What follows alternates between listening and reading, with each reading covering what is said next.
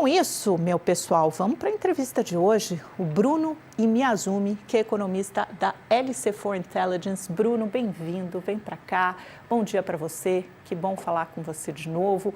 Bruno, você foi responsável, até deixa eu mostrar aqui na nossa tela, até antes de iniciar a nossa conversa, por um estudo muito interessante mostrando o aumento nos salários de admissão, principalmente em algumas carreiras que não são tão engenhosas ou que não são tão complexos ou que têm mesmo salários de entrada menores, mas eles tiveram uma alta importante em comparação com 2024. Então, por exemplo, hipermercados, o salário de entrada de admissão passou a ser R$ 1.932, um aumento de quase 6%, acima da inflação, tá, gente? Então, acima, um aumento real em relação a dezembro de 2024. Em bares, você tem uma alta de pouco mais de 4%. Restaurantes, R$ 1.880 é o que você começa ganhando, na média, 3,7% de alta. Construção de edifício, uma alta menor de 1%, mas o salário de admissão também é um pouco maior, R$ 2.340. Bruno, o que explica esse mercado? A gente está vendo um mercado de trabalho muito aquecido, isso reflete esse mercado aquecido, menos gente no mercado, o aumento do salário mínimo. Quais são as explicações e para onde isso aponta, né, as mudanças no mercado de trabalho? Maravilha, bom dia, Amanda, bom dia a todos os telespectadores aí do Mercado Aberto. Olha, a gente tem um cenário positivo para o mercado de trabalho, tá? A gente tem aí desemprego em baixa, aumentos do salário mínimo acima da inflação, isso é uma questão importante, mas também uma mudança estrutural do mercado de trabalho vindo de algumas frentes, tá? Primeiro é a questão uma questão geracional, tá? Hoje os jovens eles entram em média mais escolarizados do que gerações anteriores, tá?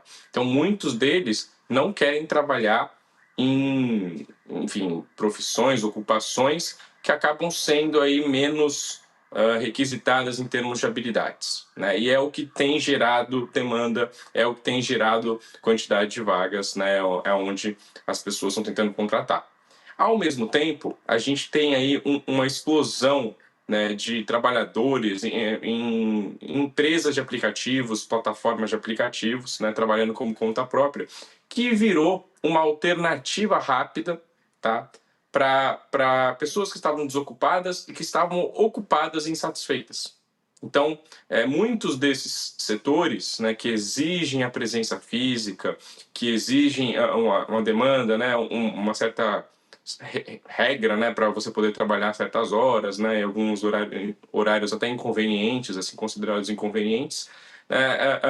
Esses setores eles têm dificuldade porque agora eles têm um novo competidor, vamos dizer assim, né? Não estou falando só na questão de motoristas de aplicativos, mas a gente também está falando aí de entregas de delivery, a gente está falando de entregas, né, já que a estatal está com dificuldades, as empresas também estão terceirizando serviços, então essas pessoas elas conseguem uma renda a mais no curto prazo, tá? Mas elas também acabam compensando com um pouco mais de horas trabalhadas. Então, a gente tem visto sim um aumento generalizado, que é explicado pelo mercado de trabalho aquecido e a questão do salário mínimo sendo ajustado acima da inflação. Mas quando a gente olha para alguns setores, né, que a gente sabe que tem relato de escassez de mão de obra, esse aumento ele tem sido um pouco maior. Isso deve se manter para esse ano, Bruno, em que a gente vê já uma desaceleração da economia começando, tanto é que o Copom já sinaliza a primeira queda da taxa de juros, pode ser de 0,5 ponto percentual. O mercado de trabalho deve continuar tão aquecido assim, ou alguns setores, algumas posições devem sofrer mais do que outras? Como você enxerga? Maravilha, Amanda. Olha, a gente aqui na Foreign Intelligence, a gente tem uma perspectiva de crescimento real do PIB para o ano de 2026 em torno de 2%. Tá? E aí o mercado de trabalho ele tende a acompanhar este movimento. Tá? Então a gente tem uma perspectiva de evolução positiva do mercado de trabalho, só que de maneira mais comedida. Ou seja, a desaceleração acontece, ela já vem acontecendo de ano a ano, principalmente, só que ela acontece de maneira mais lenta. Tá? Então, a trajetória de pouso suave da economia, ela vai refletir no mercado de trabalho. Ele vai continuar evoluindo positivamente pelo lado da ocupação, tá? Por quê? Está muito ligado à questão demográfica, né? Hoje a gente tem pessoas mais aptas a trabalhar, a população ocupada vai continuar recorde, e pelo outro lado, a gente sabe que salário mínimo, devido à política de valorização do mínimo acima da inflação, essa regra ela acaba se espalhando por boa parte do mercado de trabalho, né? Porque o salário mínimo ele é balizador de posições formais e de muitas posições informais também. Tá? Assim, o que chama atenção são só 2 pontos, né? Se tem essas notícias positivas vindas do lado do mercado de trabalho e é um fator de desconforto para o Copom cortar até mais juros, né? A questão do poder de compra e a questão da produtividade. Tá? Quando a gente, apesar do salário de admissão ser recorde, os rendimentos médios do trabalhador serem recordes, quando a gente compara esses salários com cestas de alimentos, né, uma cesta básica, uma cesta de produtos, bens e consumos, a gente não recuperou o poder de compra pré-pandemia porque os níveis de preços estão incômodos e elevados, né?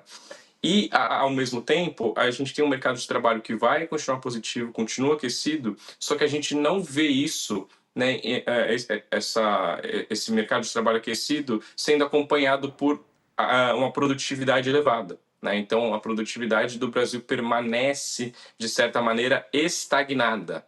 Tá? Então, a gente tem aí visto o mercado de trabalho aquecido, principalmente em vagas que não exigem tantas habilidades do trabalhador e, consequentemente, não são aquelas mais produtivas para uma economia. Então, é justamente essas vagas de supermercados, questão da construção civil. A gente tem aí a gente aqui dentro da Foreign Intelligence, eu faço um acompanhamento de vagas remotas, vagas híbridas. A gente tem visto uma diminuição dessas vagas também, então isso significa que mais empresas no presencial estão gerando aí vagas no segurança, limpeza, manutenção, né? Então são essas as vagas aí, vamos dizer assim, parte do mercado de trabalho ele está sendo sustentado por esse tipo de vaga que gera uma certa baixa produtividade aí. Então, a gente tem um mercado de trabalho aquecido, muitos lados positivos, pelo lado da ocupação e da renda. O outro lado negativo é a questão do poder de compra, que vem se recuperando e não fica abaixo, e a questão da produtividade. É isso, né? E também essas vagas que você fala que são de menor nível, né? Educacional, de baixa produtividade, então o mercado de trabalho que vem rodando muito em cima disso. Interessante. Agora, Bruno, a carteira assinada para esse trabalhador, você falou muito de que há essa concorrência de grandes setores estruturados, supermercados, construção civil, em que você tem a carteira assinada versus esse trabalho mais flexível, mas que você não tem a mesma segurança como entregadores de aplicativo, motoristas de aplicativo. A carteira assinada ainda é uma questão importante para essa geração que está entrando agora? Com certeza, tá? A gente tem que fazer essa diferenciação entre um emprego formal e outro emprego informal. A gente tem que lembrar que, em média, né, uma posição formal ela traz muito mais segurança e rentabilidade. Né? É um emprego, vamos dizer assim, menos volátil do que uma posição informal quando a gente compara aí, empregos médios. Tá? A diferença é que hoje o custo de oportunidade do trabalhador ele foi alterado devido a essas mudanças tecnológicas, né? Essas entradas de empresas, reforma trabalhista, a questão da escolaridade e também do envelhecimento da população. Tá? São várias questões que têm ajudado o mercado de trabalho a ficar aquecido, não é só a questão do crescimento da economia. Tá? Então, assim, o que chama atenção é que o Brasil, infelizmente, a gente tem um descasamento, tá? Entre habilidades de trabalhadores e desejos de habilidades requeridas pelos empregadores. Tá? Então, esses setores de construção, alimentos, né, enfim, restaurante, alojamento, alimentação, esses setores são os que mais sofrem e vão continuar sofrendo com escassez de mão de obra. Tá? E assim, a saída, se eles realmente quiserem reter e atrair talentos, obviamente a primeira solução é via salários. Tá? Você tem aí um segundo plano, que são os benefícios, que estão também ligados a salários, né? Eles podem promover aumento de benefícios, mas acho que o mais importante é uma questão de perspectiva de futuro. Né? Então, acho que muitas empresas não oferecem planos de carreira sólidos, não oferecem perspectivas de futuro para esses funcionários, que eles acabam buscando renda, apesar de trabalharem mais horas em outros lugares hoje. Bruno, essa discussão do fim da escala 6 por 1, que impacto ela terá? Porque esses setores serão os mais atingidos, o comércio, por exemplo, né, que tem muitas vezes essa escala que é extenuante para o trabalhador, né? Você trabalhar 6 dias para folgar 1. Como é que isso é visto e que impacto isso terá nesses setores? Você acredita que isso avança ainda esse ano?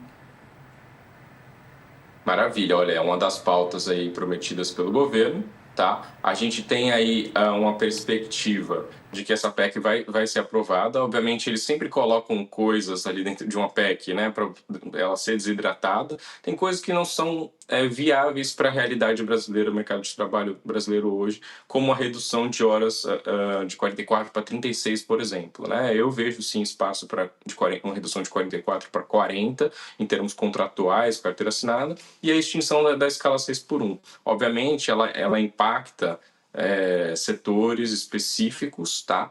E principalmente micro e pequenas empresas. Então, essas empresas elas já têm uma certa dificuldade de operar aqui no Brasil. O ambiente de negócios no Brasil é muito delicado, muito complicado, tá? Mas eu imagino que acaba sendo as mudanças, a gente está dando mais atenção para as questões do trabalhador, tá? Principalmente um mundo pós-pandemia, enfim, que a questão de saúde mental foi colocada em planos. A gente tem novos modelos de trabalho hoje, né? Trabalho remoto, trabalho híbrido, são outras coisas que o acesso à informação e à vida de outras pessoas ficou mais fácil, né? Então, o trabalhador hoje ele se compara mais fácil com outras pessoas também.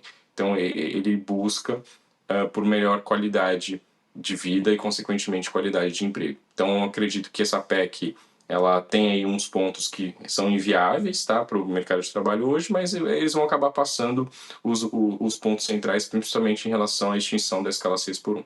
E para a gente terminar a entrevista, uma outra questão uma política, né, que terá impacto já nesse ano, é a isenção de imposto de renda para quem ganha até R$ 5.000. E todas essas carreiras que você descreveu são impactadas diretamente por isso, né? Tem salários de admissão de R$ 2.000 até R$ 2.000, R$ 2.000 e poucos, no caso da construção civil.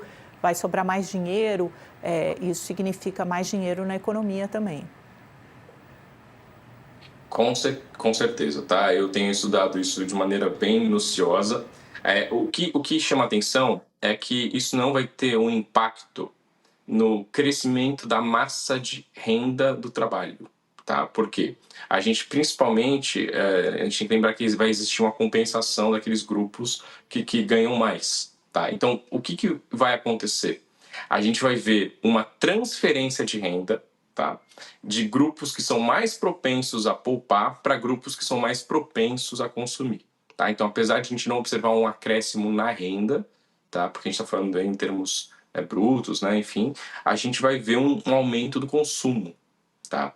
Nem toda essa renda extra disponível, né, que vai estar disponível para os trabalhadores que estão dentro dessa faixa de isenção, ela vai para consumo, porque a gente tem que lembrar que ainda essas pessoas têm outras prioridades hoje, vamos dizer assim, né? Então, a gente tem um nível de endividamento elevado, parte dessa renda extra pode ser usada para pagar dívidas, e a gente tem outras questões aqui também no Brasil, por exemplo, como a questão das empresas de apostas, né? Então, assim, a gente pode imaginar que parte dessa renda extra disponível também possa ir para esse setor. As bets. Bruno, super obrigada pela sua participação no Mercado Aberto, sempre bom conversar com você. Volte outras vezes.